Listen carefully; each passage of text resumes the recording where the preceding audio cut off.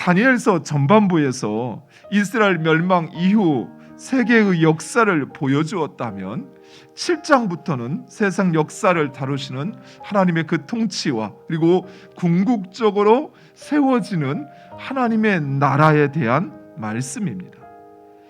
이 말씀을 이해하기 위해서는 먼저 이 세상을 창조하시고 통치하시는 하나님의 그 궁극적인 목적이 무엇인가, 또한 세상 역사를 이끌어가는 하나님의 그 섭리를 우리가 조금은 이해할 필요가 있습니다.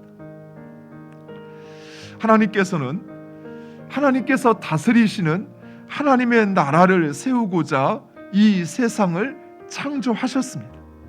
그러나 세상에 죄가 들어옴으로 말미암아 인간들은 이러한 하나님의 뜻을 역행하여 인간이 중심이 된 인간의 나라와 제국을 세우게 됩니다.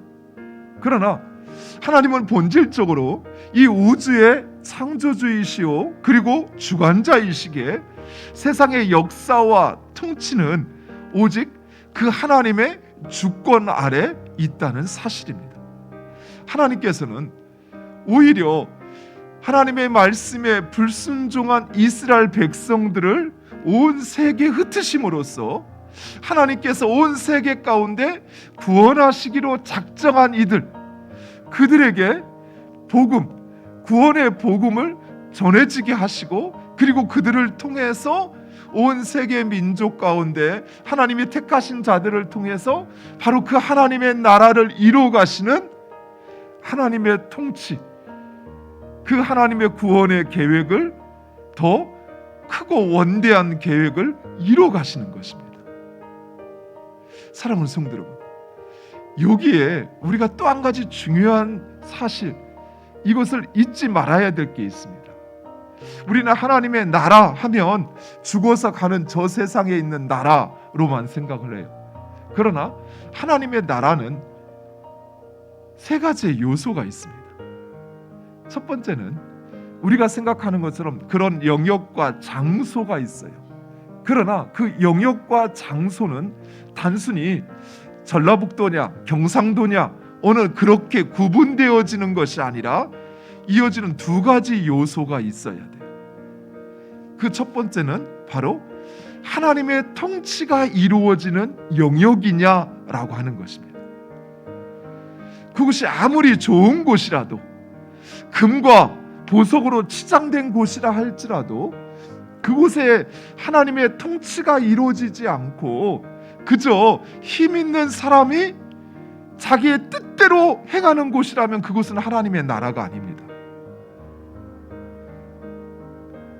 그곳이 어느 곳이든 오히려 하나님의 통치가 이루어지는 곳, 그곳이 바로 하나님의 나라라는 것이, 사랑하는 성도 여러분, 비록 우리의 눈에 하나님이 저 청와대나 백악관에 계시고 또 그곳에서 자신의 통치를 펼치고 또 기자회견을 하고 그렇게 하는 것은 아니라 할지라도 하나님의 나라를 세우시는 하나님의 통치는 지금 이 시간에도 실현되어지고 있습니다. 우리의 삶의 삶 속에서, 그리고 저 세상에 원대하고 크고 감히 우리가 찾아갈 수도 볼 수도 없는 그 세상의 힘과 권력이 주장되어지는 바로 그 자리,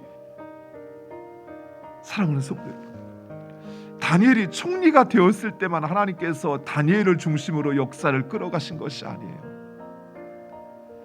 다니엘이 총리의 자리에서 쫓겨나 사자굴에 던져지는 그 신세 속에서도 하나님은 하나님의 통치와 하나님의 나라를 이루어 가셨던 것입니다. 이 사실은 무엇을 말하냐면 내가 어디에 있느냐, 내가 지금 어떤 처지에 있느냐는 중요하지 않다라는 것이에요. 내가 그곳에서도 하나님이 이 땅의 주인이시오 그리고 하나님의 통치가 영원하다라는 고백 속에 그 말씀에 순종하며 살아가면 하나님은 나를 통해서 세상 역사를 이끌어간다는 사실입니다. 성령께서 우리를 인도하시어서 하나님의 뜻을 알게 하시고 행하게 하시는 그 뜻을 따라 행할 때 하나님의 통치가 우리 가운데 실현되어지고 하나님의 나라가 이루어진다는 사실입니다. 사랑하는 성도 여러분, 세상 나라와 권세와 그 나라가 아닌 하나님 나라를 바라보시기 바랍니다.